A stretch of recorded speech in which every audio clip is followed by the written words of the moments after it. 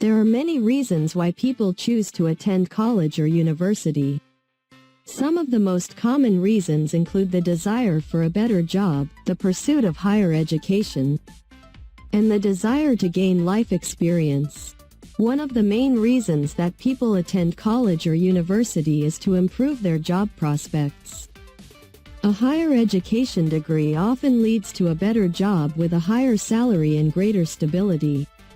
This is because many jobs require employees to have a certain level of education, and those with a higher education degree are often considered to be more qualified for these positions.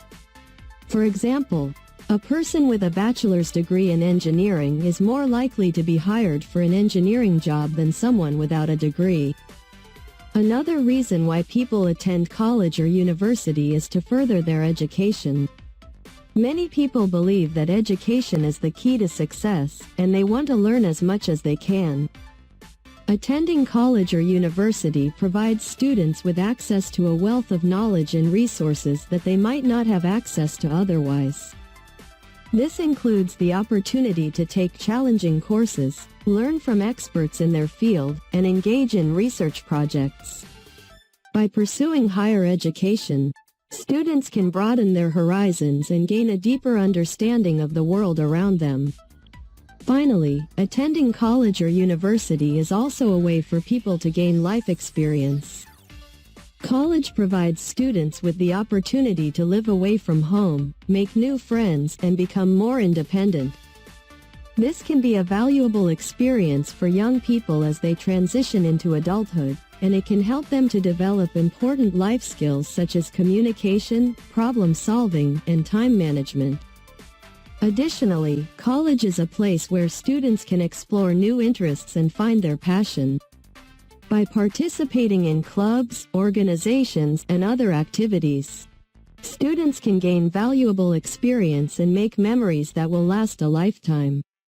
In conclusion, there are many reasons why people choose to attend college or university. Whether it is to improve their job prospects, further their education, or gain life experience. Attending college or university provides individuals with the tools and resources they need to achieve their goals and reach their full potential. Parents are the first teachers that a child comes across in life. They are the ones who shape a child's future and mold them into the person they become. While it is true that parents can have a profound impact on their children, I do not completely agree with the statement that they are the best teachers. On one hand, parents are the first source of knowledge and values for a child. They teach the basics of right and wrong and instill a child with important life skills such as how to communicate, how to be kind and empathetic, and how to be independent. Parents also provide their children with love, support, and guidance, which is essential for a child's growth and development. Furthermore, parents can tailor their teaching methods to fit the specific needs and learning style of their child, making their lessons more effective. However, on the other hand, parents may not always have the necessary expertise or experience to provide the best education for their children in all subjects. For instance, a parent may have limited knowledge in science, math, or history, making it difficult for them to teach these subjects effectively. In such cases, it is better for the child to receive education from a professional teacher who has the necessary knowledge and skills. In addition, professional teachers have access to the latest educational methods, materials, and technology, which can enhance a child's learning experience. In conclusion, while parents play a critical role in a child's education, I believe that they are not the best teachers in all cases.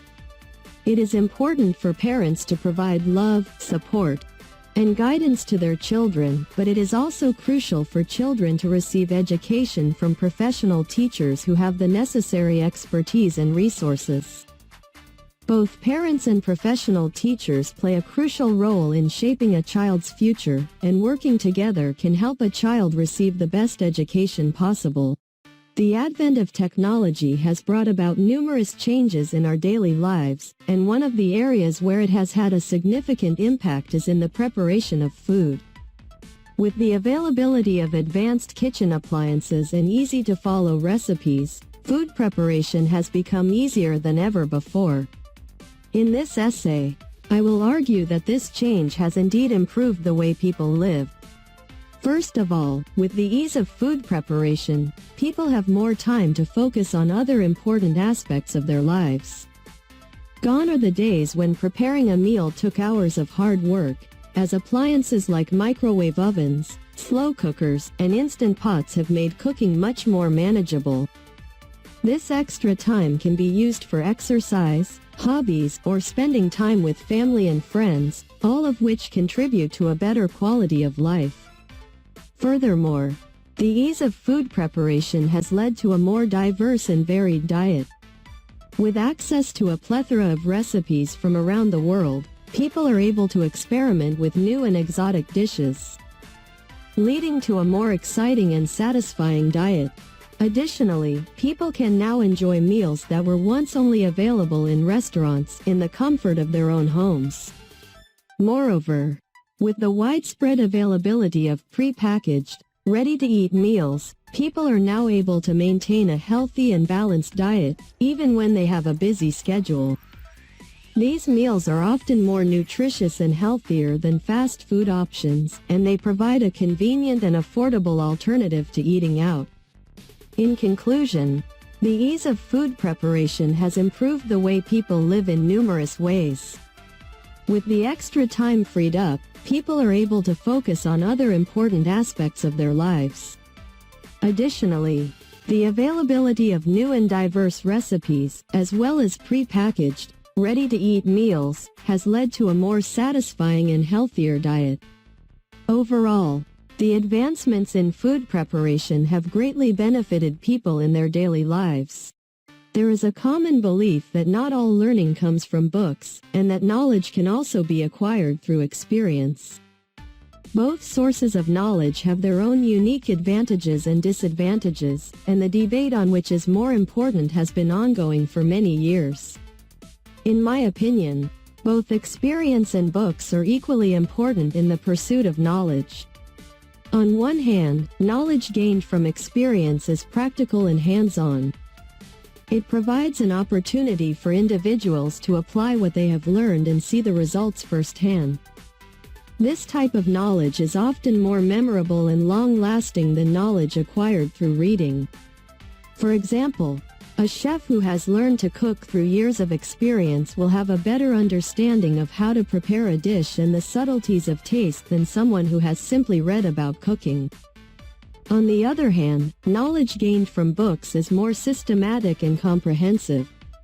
Books are a vast source of information that cover a wide range of topics.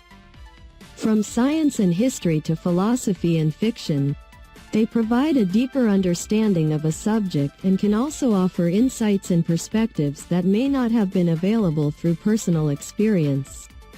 For example, a student who studies the theories of quantum mechanics from a textbook will have a more complete understanding of the subject than someone who has only seen quantum mechanics in action. In conclusion, both sources of knowledge are equally important and complement each other. Experience provides practical knowledge, while books offer a more comprehensive understanding. Ultimately, it is up to the individual to determine the best balance between the two sources of knowledge and to make the most of both in order to achieve their goals and acquire the knowledge they desire. The announcement of a new factory being built near a community can have both advantages and disadvantages. On one hand, the new factory could bring a boost to the local economy through the creation of new jobs and an increase in the demand for local goods and services. Additionally, the presence of the factory could lead to the development of infrastructure such as roads and transportation systems, as well as provide additional tax revenue for the community. However, there are also potential drawbacks to consider. The factory may contribute to pollution and environmental degradation, which can negatively impact the health and quality of life for residents. The increased traffic and noise levels could also lead to a decline in property values and quality of life for those living near the factory. Additionally, the influx of workers may put pressure on local resources such as housing, healthcare, and educational facilities, leading to overcrowding and rising costs for residents. In light of these factors, I would have to take a nuanced stance on the new factory. While I do see the potential benefits that it could bring to the community, I also have concerns about the negative impact it may have on the environment and quality of life for residents. Ultimately, I would support the construction of the factory if the company is committed to minimizing the negative impact it may have on the community. This could include investing in clean energy technologies, implementing strict environmental regulations and monitoring, and engaging in open communication with the local community to address concerns and minimize the impact of the factory on the quality of life for residents. In conclusion, the proposed factory near the community could have both advantages and disadvantages, and it is important to weigh both sides carefully. However, with the right measures in place, it could bring about positive change for the community, and I would support its construction if the company takes the necessary steps to minimize its negative impact.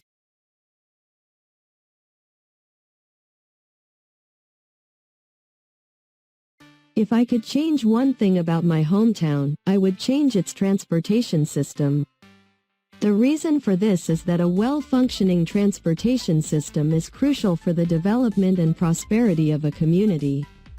In many cities, traffic congestion and inadequate public transportation options can lead to long commutes, increased air pollution, and decreased quality of life. For example, in my imaginary hometown, the roads are often congested during rush hour, making it difficult for people to get to work or school on time. This not only causes stress and frustration, but also contributes to air pollution and reduces overall productivity. Moreover, a lack of reliable and efficient public transportation options makes it difficult for people who cannot afford a car to get around. This can limit access to job opportunities, healthcare, and other essential services. For instance, many elderly residents or low-income families in my imaginary hometown have trouble getting to appointments or grocery stores because they cannot drive or do not have access to affordable transportation options. To address these issues, I would prioritize investing in the development of a comprehensive and sustainable transportation system in my hometown. This could include expanding and improving public transportation options, such as bus and train services, and implementing policies to reduce traffic congestion, such as carpool lanes and congestion pricing. Additionally, I would advocate for the construction of more bike lanes and pedestrian walkways to promote active transportation and reduce dependence on cars. This not only benefits the environment by reducing greenhouse gas emissions, but also promotes physical activity and contributes to a healthier community. In conclusion, a well-functioning transportation system is essential for the growth and prosperity of a community. If I could change one important thing about my hometown, I would prioritize improving its transportation system to reduce traffic congestion, promote sustainability, and enhance quality of life for all residents.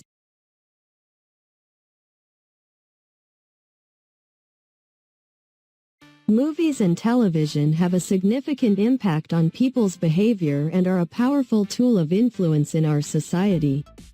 Whether it is through the portrayal of characters and their actions, the reinforcement of societal norms and values, or the promotion of certain products and lifestyles, the media has the ability to shape our perceptions, beliefs, and actions. One example of how movies and television influence behavior can be seen in the way they shape our attitudes towards particular social groups and issues. For instance, positive and accurate representation of LGBTQ+ individuals and communities in the media can help to reduce stigma and discrimination, as well as promote understanding and acceptance. On the other hand, negative or stereotypical portrayals of certain racial or ethnic groups can reinforce harmful biases and perpetuate prejudice. Another way in which movies and television can influence behavior is through the promotion of certain products and lifestyles. The constant exposure to advertisements and product placements in movies and television shows can create a desire for certain items and can lead to increased consumerism. Additionally, the portrayal of attractive and aspirational characters with attractive lifestyles can also inspire people to adopt similar habits and behaviors, such as fashion choices or fitness routines. In conclusion, movies and television have a profound impact on people's behavior and can shape our attitudes, beliefs, and actions in numerous ways.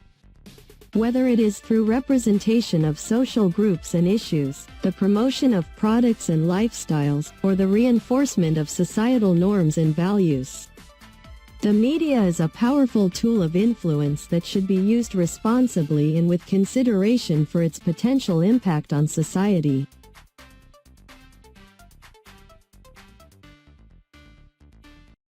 Television is one of the most widely used forms of entertainment and information dissemination in today's world. While it has undoubtedly brought many benefits to our lives, some argue that television has destroyed communication among friends and family. In my opinion, this statement is not entirely accurate. While television has certainly changed the way we communicate, it has not necessarily destroyed it. On the one hand, television has had a profound impact on how we interact with others. With so many options for entertainment, it can be tempting to spend hours in front of the screen instead of spending time with friends and family. This can lead to a decline in face-to-face communication and a decrease in the quality of our relationships. People may start to prefer virtual interactions over real ones, and this can have serious consequences for our mental and emotional well-being. On the other hand, television has also provided new opportunities for communication. With the advent of social media and online video platforms, people are now able to stay connected with friends and family even if they live far apart. They can watch TV shows and movies together in real time, share comments and opinions, and have virtual discussions. This has made it easier to stay in touch and maintain relationships, even over long distances. Additionally, television can also serve as a platform for discussion and dialogue. By watching and discussing news programs, documentaries, and other forms of media, we can learn about different cultures, perspectives, and ideas. This can help us to broaden our minds and to deepen our connections with others. In conclusion, while television has certainly had an impact on the way we communicate, it has not necessarily destroyed communication among friends and family. While it can be tempting to spend too much time in front of the screen, it can also provide new opportunities for interaction and discussion. The key is to strike a balance and to use television as a tool for enhancing, rather than replacing, our real-life relationships.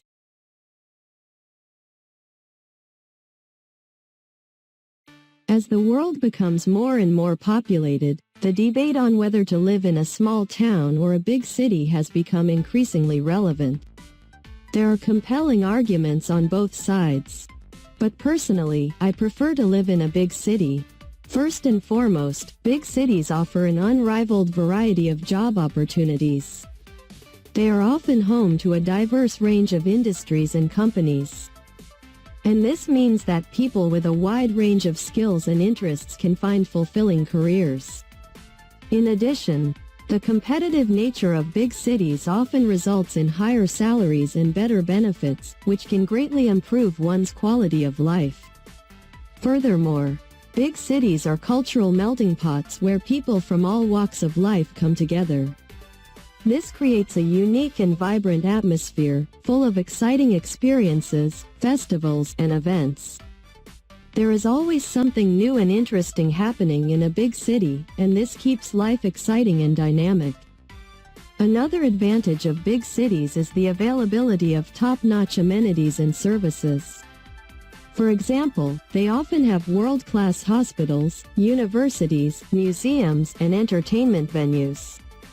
These facilities are often staffed by highly qualified professionals, and they offer services that can be difficult to find in smaller towns. Of course, big cities are not without their challenges. They are often overcrowded and can be expensive to live in. Crime can also be a concern in some areas. However, these challenges can be managed and mitigated by taking common-sense precautions and being mindful of one's surroundings. In conclusion, I prefer to live in a big city for its job opportunities, cultural diversity, and availability of top-notch amenities. Despite its challenges, the advantages of big city living far outweigh the disadvantages. And I believe that it is the best place for me to live. Success can be defined as the achievement of one's goals or aspirations. There is a common belief that success is solely the result of hard work and that luck has nothing to do with it. However, I disagree with this statement. While hard work is certainly a critical factor in achieving success, luck also plays a role in many instances. First and foremost, luck can determine the opportunities available to individuals. For example, someone born into a wealthy family may have access to better education and resources that can significantly increase their chances of success. On the other hand, someone born into poverty may face numerous obstacles and limited opportunities, making it much more difficult for them to achieve success. In this sense, luck can have a significant impact on an individual's ability to succeed.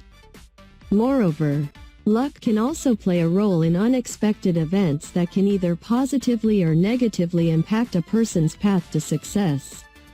For example, a sudden job loss or a natural disaster could severely hinder someone's progress, while a chance encounter with a valuable opportunity could greatly enhance it.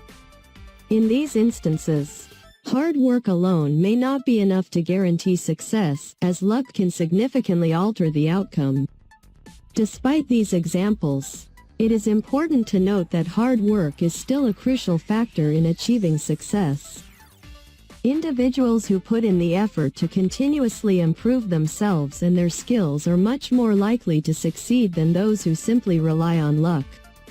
Furthermore, hard work can also increase an individual's chances of attracting luck and opportunities, as they are more likely to be noticed and recognized for their dedication and efforts.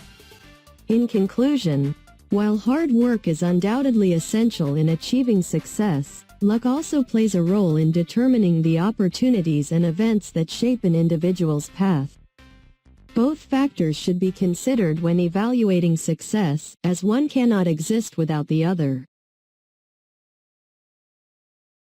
Universities are responsible for providing a well-rounded education to their students, and they allocate their budget accordingly to support various academic and extracurricular activities. The statement universities should give the same amount of money to their students' sports activities as they give to their university libraries is a debatable issue that has different perspectives. In my opinion, I disagree with the statement. First and foremost, universities allocate their budgets based on priorities and needs. Libraries serve an essential purpose for academic and research purposes, and their resources must be adequately maintained and updated regularly. On the other hand, sports activities are beneficial for students' physical and mental well-being, but they are not as crucial as libraries in providing a comprehensive education. As a result, it may not be feasible for universities to provide equal funding to both sports and libraries. Furthermore, sports activities typically require more funding due to the costs associated with equipment, facilities, and staff. Libraries, on the other hand, mainly require funding for books, journals, and technology. The cost of maintaining a sports program is significantly higher, and thus, universities must allocate more funding to sports programs to ensure they can provide their students with high-quality facilities and equipment. In conclusion, while sports activities and university libraries both play important roles in a student's education, it is not feasible to provide equal funding to both. Universities must prioritize their budgets based on their priorities and allocate funding accordingly to support academic and extracurricular activities. Providing equal funding to sports and libraries may not be a sustainable solution for universities, and it may result in a lack of resources for both.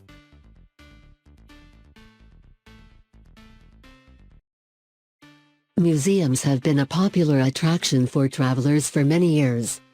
People visit museums when they travel to new places for several reasons, including the opportunity to learn about history and culture, the chance to see unique and valuable artifacts, and the experience of being immersed in a new world.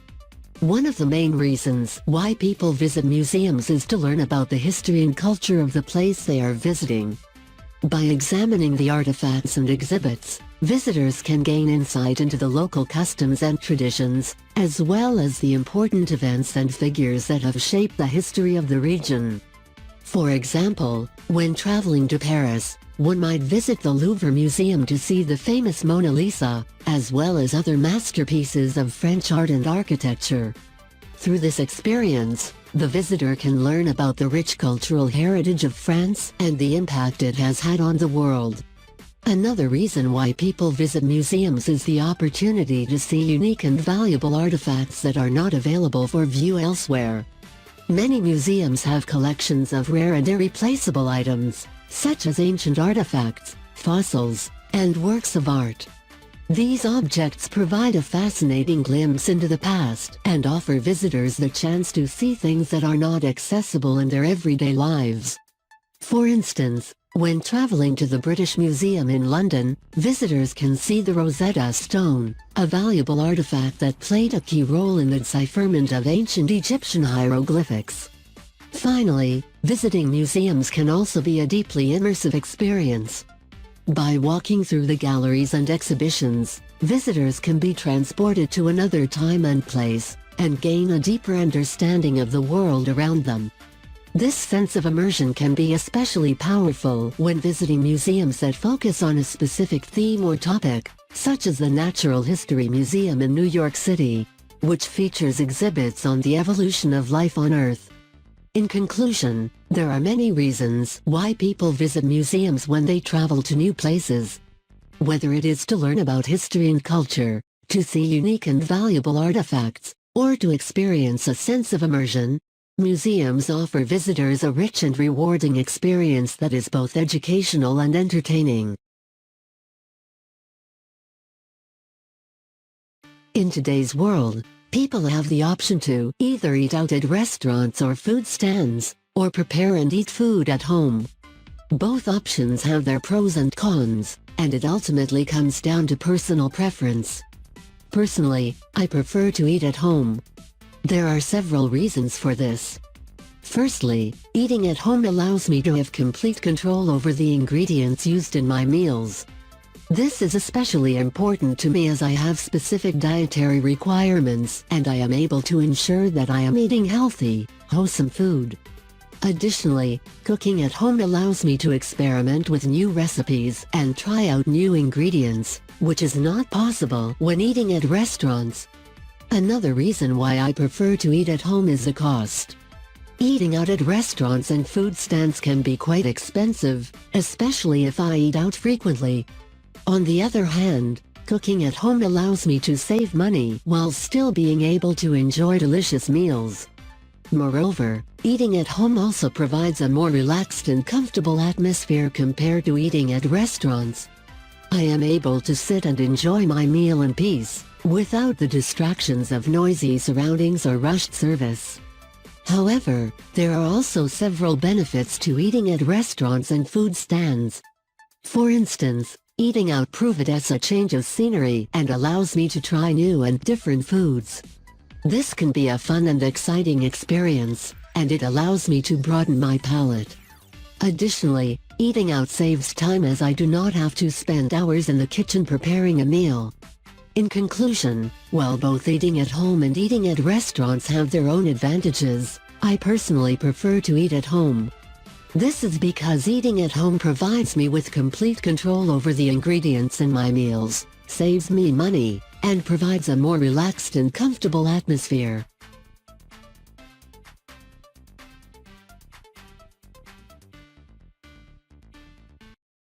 The debate on whether university students should be required to attend classes or not has been ongoing for years.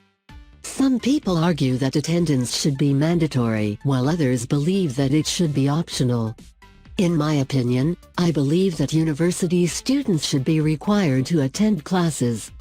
Firstly, attending classes is a crucial aspect of obtaining a higher education. The primary purpose of university is to provide students with the knowledge and skills needed to succeed in their future careers. By attending classes, students are exposed to a variety of perspectives and ideas that can broaden their understanding of the world. Furthermore, lectures, discussions, and group activities allow students to interact with their professors and classmates, which can lead to valuable relationships and networks that can be beneficial in their future endeavors. Secondly, attending classes helps students to stay motivated and on track. When students attend classes, they have a better understanding of the course material and can keep up with the pace of the course. This is important because if students fall behind, it becomes increasingly difficult for them to catch up. Furthermore, attending classes helps to keep students accountable, which can prevent procrastination and encourage students to stay focused on their studies. Lastly, attending classes is a great way for students to become involved in university life. University is not just about getting an education, it's also about creating a community and forming meaningful relationships. By attending classes, students have the opportunity to meet new people and become involved in university activities, which can lead to a more enjoyable and fulfilling university experience. In conclusion, I believe that university students should be required to attend classes. Attending classes provides students with a better education, keeps them motivated and on track, and helps them become involved in university life. While some may argue that attendance should be optional, I believe that the benefits of attending classes far outweigh any potential drawbacks.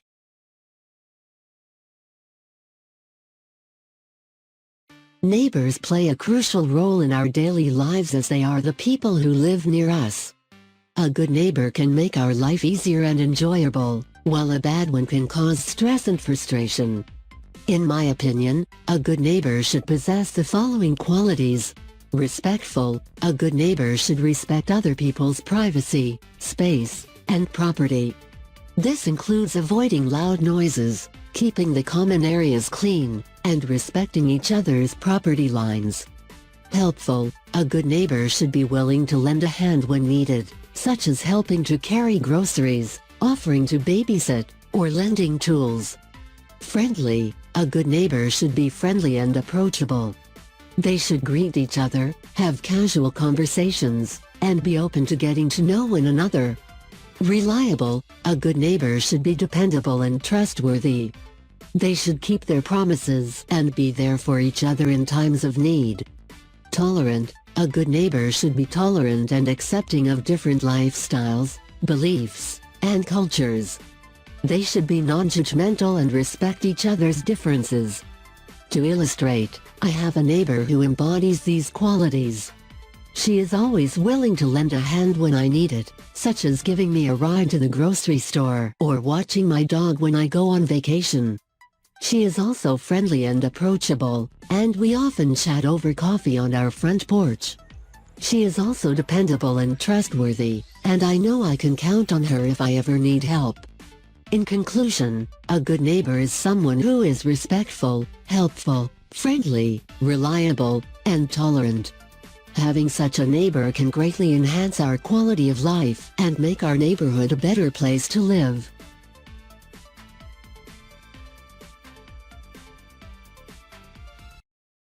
Traveling is an activity that everyone should experience at some point in their life. Some people prefer to travel with a companion, while others prefer to travel alone. Both options have their pros and cons, and I personally prefer to travel alone. Traveling alone offers a sense of freedom and independence. I can make my own plans, choose my own itinerary, and set my own pace without having to consider someone else's preferences. This allows me to be more spontaneous and try new things that I may not have tried if I were traveling with someone else. For example, on a recent solo trip, I took a cooking class in Italy and tried foods that I would not have tried if I were with a group of people. Another advantage of traveling alone is that it can be a great opportunity for personal growth and self-discovery. When traveling alone, I am forced to step out of my comfort zone, navigate unfamiliar places, and interact with new people. This can be a valuable learning experience and help me to develop new skills and increase my confidence. However, traveling alone can also have its challenges. It can sometimes be lonely and stressful, especially if I run into unexpected difficulties, such as getting lost or falling ill. In these situations, having a travel companion can provide emotional support and make the experience much less stressful. In conclusion, while both traveling with a companion and traveling alone have their benefits, I personally prefer to travel alone. Traveling alone provides me with a sense of freedom and independence, allows for more personal growth, and provides me with unique experiences that I would not have had otherwise.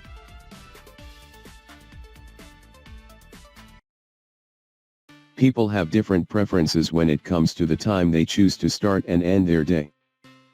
Some people prefer to get up early in the morning and start their day's work, while others prefer to get up later in the day and work until late at night. In my opinion, I prefer to get up early in the morning and start my day's work. One of the main reasons I prefer getting up early is that I feel more energetic and productive in the morning. I find that my mind is clearer and I am able to focus better on the tasks at hand. This helps me to get more work done in a shorter period of time, allowing me to have more free time in the evening.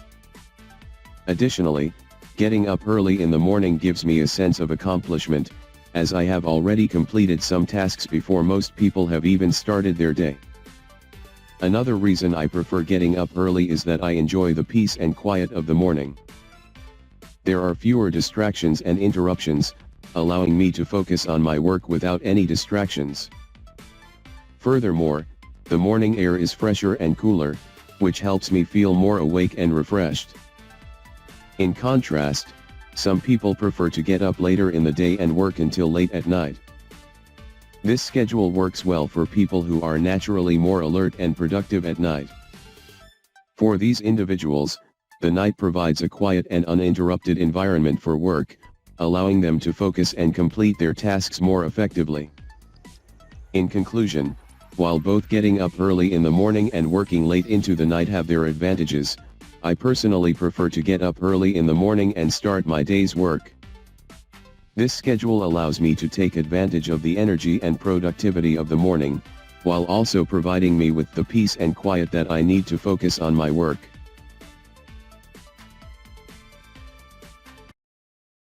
A good son is an important asset to any family, and there are several qualities that make someone a good son. These qualities have remained largely unchanged over time, even in the face of cultural and societal changes. One of the most important qualities of a good son is respect for his parents.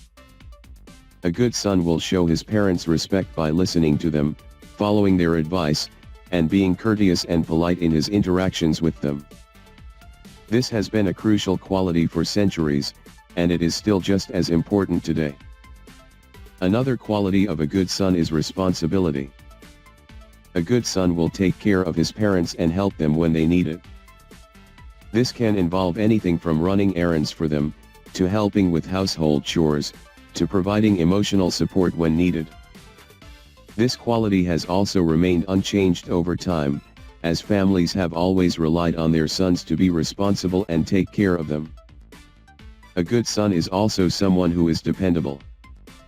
A dependable son will keep his promises and follow through on commitments he has made to his parents.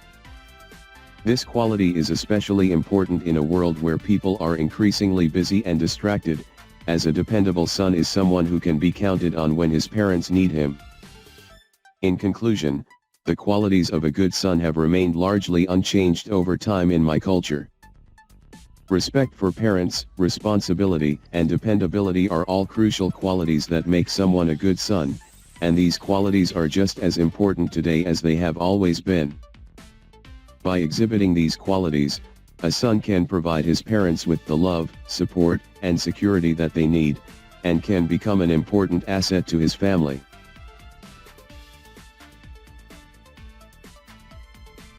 When considering the prospect of employment, some individuals may choose to work for a large corporation while others may prefer to work for a smaller company.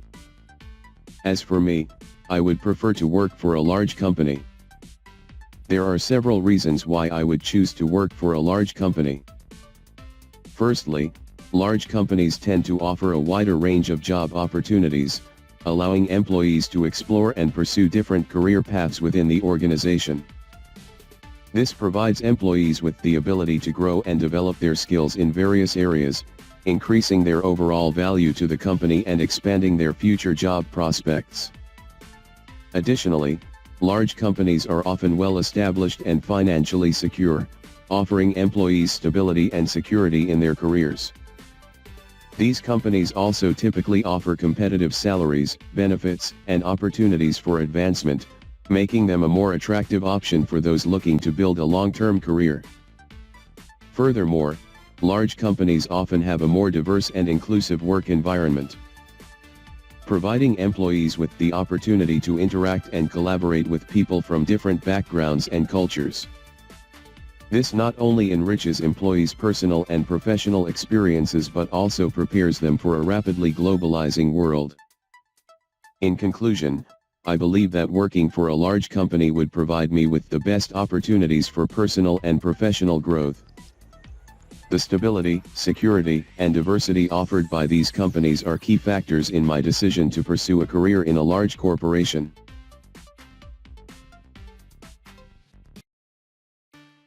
In the modern world, communication plays a vital role in connecting individuals and fostering relationships. While there are various ways to communicate, some people believe that face-to-face communication is the best form. On the other hand, others argue that other types of communication such as letters, email, or telephone calls are just as effective. In my opinion, face-to-face communication is indeed the superior form of communication for several reasons. First, face-to-face communication allows for the expression of nonverbal cues, such as body language and tone of voice. These cues provide additional information and context that can help to clarify the message being conveyed. This helps to avoid misunderstandings and can lead to more productive and effective communication. In contrast, letters, emails, and telephone calls rely solely on written or spoken words, which can sometimes be misinterpreted. Second, face-to-face communication fosters a deeper sense of connection and relationship between individuals.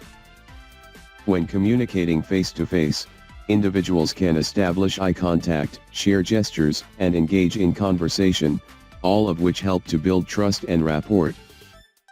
This is particularly important in business and personal relationships, where establishing a strong connection can be crucial. In comparison, other forms of communication such as email or telephone calls can feel impersonal and may not have the same level of impact on relationship building. Finally, face-to-face communication is a more immediate form of communication and allows for real-time feedback and collaboration. For example, in a business setting, face-to-face meetings allow for quick and efficient problem-solving and decision-making.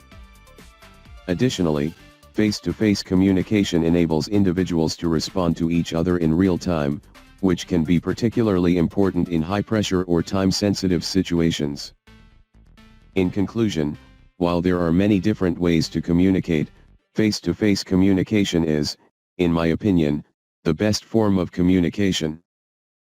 It allows for the expression of nonverbal cues, fosters deeper connections, and provides real-time feedback and collaboration. while other forms of communication such as letters, emails, or telephone calls can also be effective, they simply cannot match the power and impact of face-to-face communication. People are different in terms of their attitudes towards new experiences and challenges. Some individuals prefer to stick to what they already know and do well, while others enjoy taking risks and trying new things. Personally, I prefer to try new things and take risks. One reason for this preference is that taking risks and trying new things allows for personal growth and development. Engaging in new experiences and activities can help broaden one's horizons and develop new skills and knowledge. This can lead to a more well-rounded and interesting life, as well as a sense of pride and accomplishment. For example, I once took up rock climbing as a new hobby. Despite being nervous and inexperienced, I persevered and eventually became proficient in the sport. This newfound skill not only expanded my interests and provided me with a new source of enjoyment, but also boosted my confidence and self-esteem. Another reason I prefer to try new things is that it can lead to unexpected opportunities and discoveries. Taking risks and stepping outside one's comfort zone can open up new doors and lead to exciting and fulfilling experiences. This can help keep life fresh and interesting, and can also lead to new friendships and connections. For example, when I studied abroad in a different country, I was initially intimidated by the new and unfamiliar culture. However, I took the risk and immersed myself in the local community. This experience not only broadened my cultural perspective, but also introduced me to new people and provided me with unforgettable memories. In conclusion, while some individuals prefer to stick to what they already know and do well, I believe that taking risks and trying new things is a more fulfilling and enriching experience. By engaging in new experiences and activities, one can grow as a person and have access to a wider range of opportunities and discoveries. Success is a highly subjective and coveted concept that everyone strives for, but the methods of attaining it vary greatly. Some believe that taking chances and embracing risks is the key to success, while others believe that careful planning and calculated moves are the way to go. In my opinion, success comes from a balance between taking risks and careful planning. On one hand, taking risks can lead to new opportunities and experiences that can bring about success. For example, an entrepreneur who takes the risk of starting a new business venture may reap great rewards if the business becomes successful. Similarly, a person who takes a chance on a new job may find a more fulfilling and successful career path. Without taking these risks, individuals may never know what opportunities may be available to them and miss out on the chance for success. However, it is also true that without careful planning and preparation, taking risks can often lead to failure. For example, a person who takes a risk on a new business venture without conducting proper market research or having a solid business plan is likely to fail. Similarly, a person who takes a chance on a new job without researching the company or considering the long-term prospects may end up in a job that is not suitable for them. In my opinion, success comes from a balanced approach that takes into account both the potential benefits of taking risks and the importance of careful planning. By combining these two elements, individuals can make informed decisions that increase the chances of success. For example, a person who carefully plans and researches their new business venture before taking the risk of starting it is more likely to succeed than someone who only takes the risk without preparation. In conclusion, success in life is a combination of taking risks and careful planning. By finding the right balance between these two elements, individuals can make informed decisions that increase their chances of success. Whether success comes from taking risks or careful planning, it ultimately depends on the individual and their unique circumstances.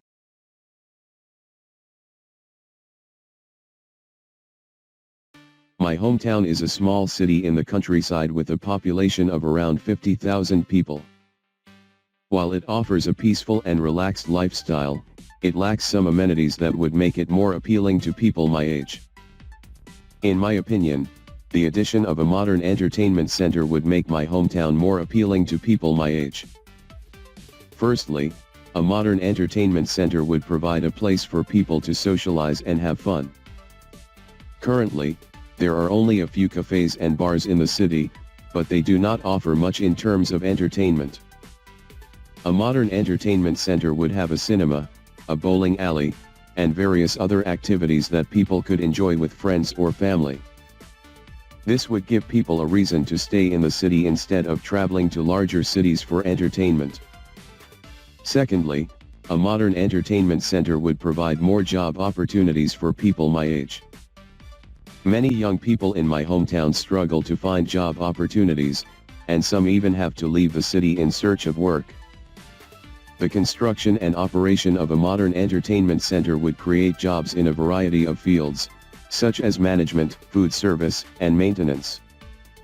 This would help reduce unemployment in the city and improve the local economy.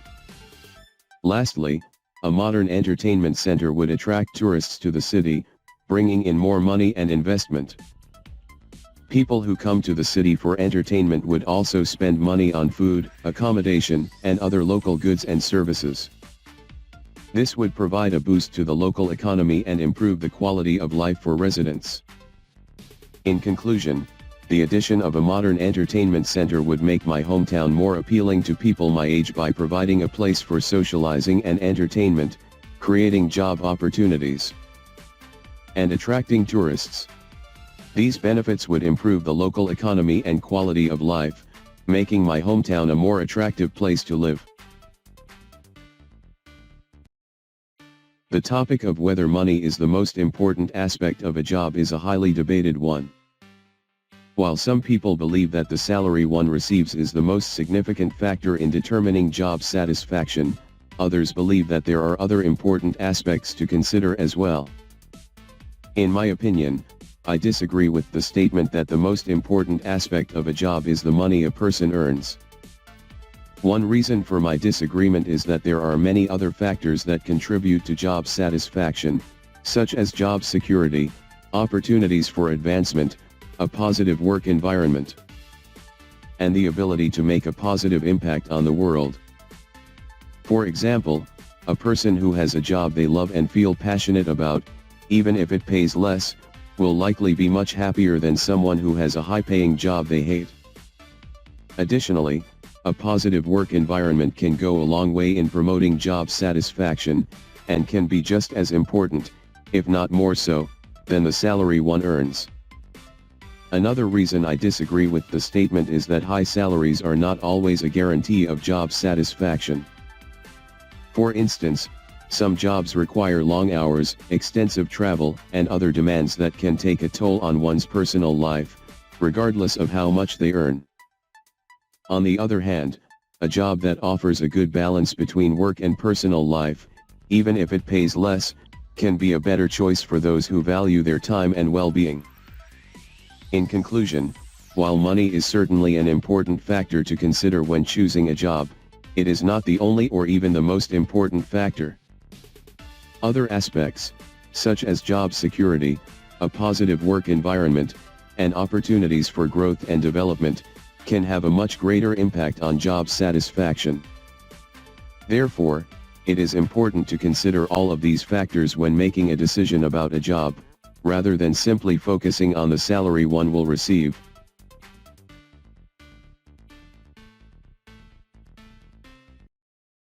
It is often said that one should never judge a person by their external appearances. While it is true that a person's physical appearance can be deceiving, I completely agree with this statement. Firstly, external appearances are not a reliable indicator of a person's true character or personality. People may put on a certain persona to hide their true selves and create a favorable impression. For example, someone who is dressed in expensive clothes may appear to be wealthy and successful, but this does not necessarily mean that they are kind, generous, or have a good character. On the other hand, someone who is dressed in simple clothes may be judged as being poor or uneducated. But this does not mean that they do not have a rich inner life or valuable insights and experiences. Secondly, judging someone based on their external appearance can lead to false assumptions and negative stereotypes. For example, if someone has tattoos and piercings, they may be judged as being rebellious or dangerous. However, this type of judgment ignores the fact that people with tattoos and piercings come from all walks of life and may be just as responsible and law-abiding as anyone else.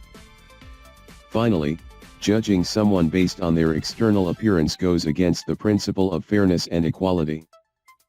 Everyone has the right to be treated with respect and dignity, regardless of their physical appearance. By making assumptions based on external appearances, we are not only being unfair, but we are also missing out on the opportunity to get to know someone and form a genuine connection. In conclusion, it is important to remember that one should never judge a person by their external appearances. Physical appearance is not a reliable indicator of a person's true character or personality. And making assumptions based on external appearances can lead to false assumptions and negative stereotypes. By treating everyone with respect and fairness, we can get to know people for who they truly are and form meaningful connections. Making an important decision can greatly impact an individual's life, and as a result, many people believe that a person should never make such decisions alone. In my opinion, I partially agree with this statement. On one hand, having the support and advice of others can provide valuable perspectives and insights that can lead to better decision-making. On the other hand, there are certain circumstances where an individual should make decisions independently. Firstly, seeking the opinions and advice of others can help a person to weigh the pros and cons of a situation, consider alternative options, and make a well-informed decision. For instance, when making a big financial decision, such as buying a house or investing in the stock market, seeking the advice of a financial expert can be extremely beneficial. The expert can help the individual to understand the potential risks and benefits, and make a more informed decision. Additionally, seeking the support of family and friends can provide emotional and moral support, which can also play a role in decision-making. However, there are also situations where a person should make important decisions independently. This is especially true when the decision is personal and unique to the individual's own values and beliefs. For example, when deciding on a career path, the individual should weigh their own interests, skills, and goals, rather than simply following the opinions of others. Similarly, when making moral and ethical decisions, the individual should rely on their own moral compass and personal beliefs, rather than being influenced by the opinions of others. In conclusion, while seeking the advice and support of others can be valuable in making important decisions, there are also instances where an individual should make decisions independently. The key is to find a balance between seeking the opinions of others and relying on one's own judgment. By doing so, a person can make decisions that are well informed, reflect their own values and beliefs, and have the best possible outcomes.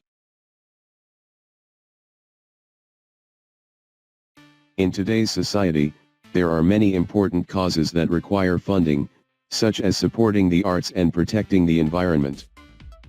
When a company has the opportunity to give money to one of these causes, the decision can be difficult. In my opinion, the company should choose to protect the environment because of the numerous benefits that come with environmental preservation. One reason why protecting the environment should be a priority is that it has a direct impact on human health. When the environment is polluted, it can cause serious health problems, such as respiratory issues, cancers, and birth defects.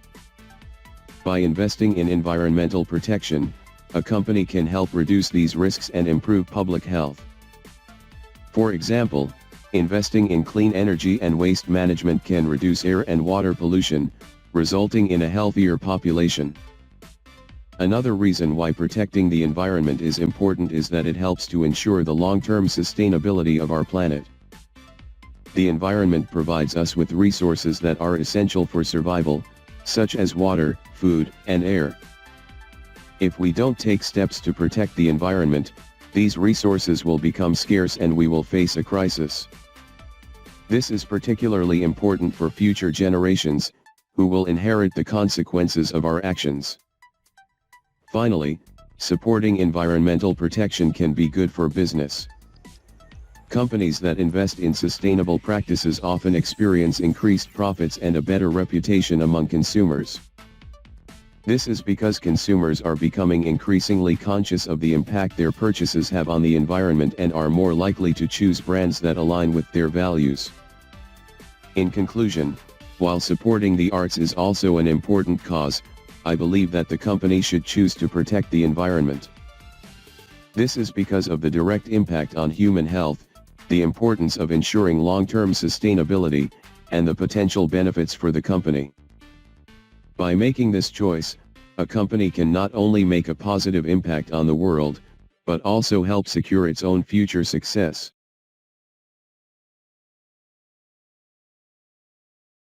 Movies are a popular form of entertainment, and there are two main types of movies, serious and entertaining. Some people prefer serious movies, while others prefer movies that are designed primarily to entertain. In my opinion, I prefer entertaining movies. Entertaining movies are designed to make the audience laugh, smile, and feel good. They provide a welcome escape from the stress and challenges of everyday life. For example, comedies like The Hangover or romantic films like The Notebook provide an escape into a world of humor and romance, leaving the audience feeling happy and uplifted. Entertaining movies can also provide an opportunity to relax, forget about the problems of the day, and enjoy the moment. This can be especially beneficial after a long day at work or school. In addition to providing an escape, entertaining movies can also bring people together. Many people enjoy watching movies with friends and family, and it can be a great bonding experience. For instance, watching a comedy with friends can lead to shared laughter and memories that will last a lifetime. Similarly, watching a romantic film with a loved one can deepen feelings of love and affection. While serious movies are also enjoyable, they can be heavy, intense, and sometimes even depressing. These movies often tackle serious social issues and can leave the audience feeling weighed down or even sad. In contrast, entertaining movies offer a lighthearted and positive outlook on life, which can be particularly important during difficult times. In conclusion, while both serious and entertaining movies have their own unique benefits, I prefer entertaining movies. They provide an escape from reality, bring people together, and offer a positive outlook on life. Whenever I'm looking for a fun and relaxing way to spend an evening, I choose an entertaining movie. The statement businesses should do anything they can to make a profit is a highly debated topic. On one hand, it is believed that businesses exist primarily to make money and that maximizing profits is their ultimate goal. On the other hand, it is argued that businesses have a responsibility to consider ethical and social consequences in addition to profits. Personally, I disagree with the statement that businesses should do anything they can to make a profit. While making a profit is certainly important for the survival of a business, it should not be the sole or primary focus. Instead, businesses should aim to achieve a balance between maximizing profits and considering the impact their actions have on society and the environment. For example, many businesses engage in environmentally harmful practices in order to reduce costs and increase profits. However, this approach is short-sighted and ultimately leads to negative consequences for the planet and future generations. Responsible businesses, on the other hand, make a conscious effort to reduce their carbon footprint and adopt sustainable practices, even if it means sacrificing some short-term profits. Additionally, businesses have a social responsibility to treat their employees fairly and ethically. This includes paying fair wages, providing safe working conditions, and ensuring equal opportunities. Companies that prioritize profit over their employees' well-being are likely to face negative consequences in the form of low morale, high turnover, and reputational damage. In conclusion, while making a profit is certainly important for the survival of a business, it should not be the only or primary focus. Businesses should aim to achieve a balance between maximizing profits and considering the impact their actions have on society and the environment. By doing so, they will not only benefit in the long term, but also contribute to a better world for all. In today's fast-paced world, there are two kinds of people: those who are always in a hurry and those who prefer to take their time. In my opinion, I prefer to live life at a slower pace. First of all, I believe that taking things slow allows me to enjoy the moment and appreciate the little things in life. When I am in a hurry, I tend to overlook the beauty of the world around me and miss out on the small joys of life. For example, when I am walking in a park, I can take the time to stop and watch the birds, feel the breeze, and simply enjoy the peace and quiet. Another reason why I prefer to live life at a slower pace is that it helps me stay calm and focused. When I am rushing from one task to another, I often feel stressed and overwhelmed. This can lead to mistakes and reduce my productivity. On the other hand, when I take my time, I am able to think things through, make well-informed decisions, and be more effective in my work. Finally, I believe that taking things slow helps to build stronger relationships. When I am in a hurry, I tend to be less patient and understanding with others. However, when I take my time, I am able to listen to others, have meaningful conversations, and build deeper connections with the people around me. In conclusion, I prefer to live life at a slower pace because it allows me to enjoy the moment, stay calm and focused, and build stronger relationships. While some may argue that being in a hurry is more efficient, I believe that the benefits of taking things slow far outweigh any advantages of rushing.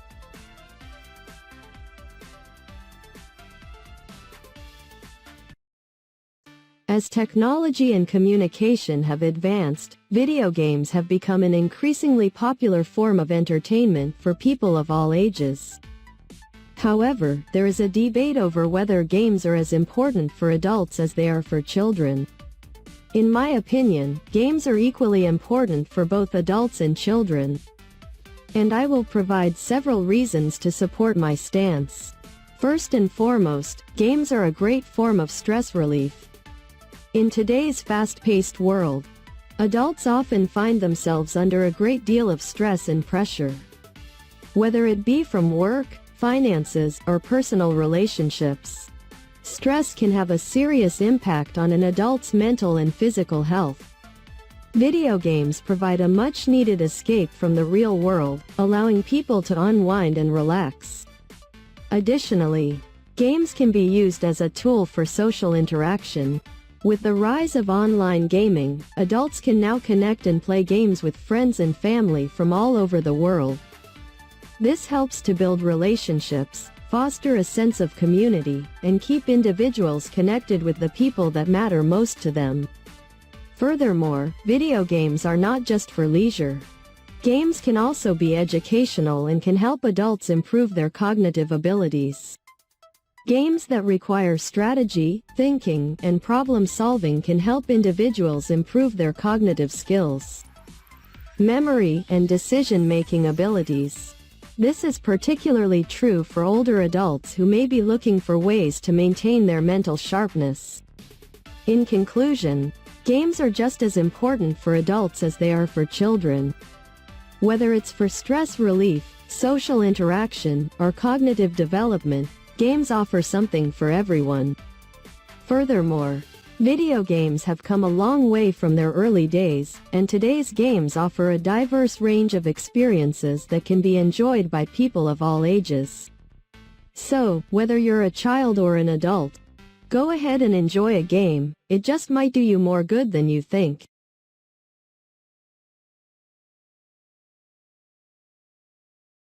The issue of whether parents or other adult relatives should make important decisions for their older teenage children is a complex one, and there are valid arguments for both sides. In my opinion, I believe that parents or other adult relatives should not make important decisions for their older teenage children.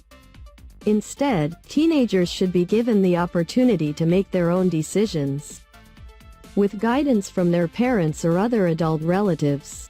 One of the reasons why I hold this view is that as children grow older and become teenagers, they need to start developing their own independence and decision-making skills. This is an important part of the process of growing up and becoming a responsible adult. If parents or other adult relatives always make decisions for them, teenagers may never learn how to make important decisions for themselves. This could negatively impact their ability to make important decisions in the future. Another reason why I believe that teenagers should be given the opportunity to make their own decisions is that they are the ones who will have to live with the consequences of those decisions. For example, if a teenager decides to go to a particular university, they are the ones who will have to live with the academic and social challenges that come with that decision. It is not fair to the teenager if they are not given the opportunity to make this decision for themselves. Finally, it is important to consider the fact that every teenager is different and has different interests, needs, and goals. Parents or other adult relatives may not always understand what is best for the individual teenager. By giving teenagers the opportunity to make their own decisions, they can explore their interests and passions and find their own path in life. In conclusion, while it is important for parents or other adult relatives to provide guidance and support to their older teenage children, I believe that it is not appropriate for them to make important decisions for them. Instead, teenagers should be given the opportunity to make their own decisions, with guidance from their parents or other adult relatives. This will help them develop the independence and decision-making skills that they need to become responsible adults. In my opinion, the most important quality in a friend is reliability. Having a friend who is always there for me, no matter what, is what I value the most. Firstly, reliability provides a sense of security and comfort. Knowing that I can count on my friend to be there for me in difficult times gives me peace of mind and allows me to trust them fully. For example, if I am going through a tough period in my life, a reliable friend would be there to listen to me and offer support without judgment. Secondly, having a reliable friend also means that I can depend on them for practical matters as well. For instance, if I need a ride to the airport or need someone to help me move, a reliable friend would be there to assist me without hesitation. This level of dependability and trust is essential for any strong and long-lasting friendship. Lastly, reliability is a key factor in building a strong and healthy relationship. A friend who is always there for me, no matter what, helps to create a bond that is based on trust and mutual support. This is a foundation that allows our friendship to grow and become even stronger over time. In conclusion, while intelligence and a sense of humor are also important qualities in a friend, I believe that reliability is the most critical. A reliable friend is someone who is always there for me, provides a sense of security and comfort, and helps to build a strong and healthy relationship.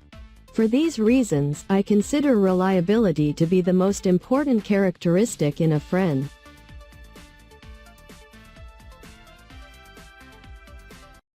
In my opinion, I fully agree with the statement that most experiences in our lives that seem difficult at the time become valuable lessons for the future. Life is a journey full of ups and downs, and it is through these challenges that we learn and grow. For instance, when I was in high school, I had a hard time making friends. It was a difficult experience, but it taught me the importance of empathy and communication skills. I learned to put myself in other people's shoes, to understand their perspectives, and to be a good listener. These skills have not only helped me to make friends, but they have also helped me in my personal and professional life. Another example is when I had to take on a challenging project at work. I was overwhelmed and unsure of my abilities, but I decided to take the opportunity and give it my best shot. Through hard work, determination, and collaboration with my team, I was able to complete the project successfully. This experience taught me the value of perseverance, teamwork, and self-confidence. These skills have helped me to tackle other challenging tasks in my career and have contributed to my personal growth. In conclusion, difficult experiences may seem unbearable at the time, but they offer valuable lessons that can shape our lives and help us to become better individuals. Whether it's learning new skills, developing our character, or gaining self-confidence, these experiences can be instrumental in shaping our future.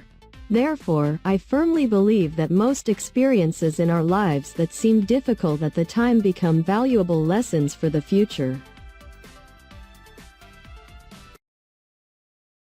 People work for a variety of reasons beyond just the need for money to live. While financial stability is certainly a significant motivator for most individuals, there are other factors that drive people to work, such as personal fulfillment, career advancement, and a sense of purpose. One reason people work is for personal fulfillment. For many individuals, their job is not just a means to an end but also a source of happiness and satisfaction. For example, someone who has a passion for helping others may choose to work as a teacher, nurse, or social worker, where they can make a positive impact on the lives of others. In doing so, they find joy in their work and feel a sense of accomplishment and fulfillment in their daily tasks. Another reason people work is for career advancement. Many individuals are motivated to work hard and take on new challenges in order to advance in their careers. For example, an engineer may take on additional responsibilities in order to gain valuable experience and eventually move up the ladder to become a manager. In this way, work provides individuals with opportunities to grow professionally and achieve their career goals. Finally, many people work for a sense of purpose. For some individuals, work provides a sense of meaning and direction in their lives. For example, a scientist may be driven to work hard to discover new treatments for diseases, as this work has the potential to make a meaningful difference in the lives of many people. In this way, work serves as a source of motivation and purpose, guiding individuals towards a fulfilling and meaningful life. In conclusion, while money is a crucial motivator for many people to work, there are other reasons that drive individuals to pursue their careers, such as personal fulfillment, career advancement, and a sense of purpose. These additional motivators help individuals find joy and satisfaction in their daily tasks, and make work a meaningful and fulfilling aspect of their lives.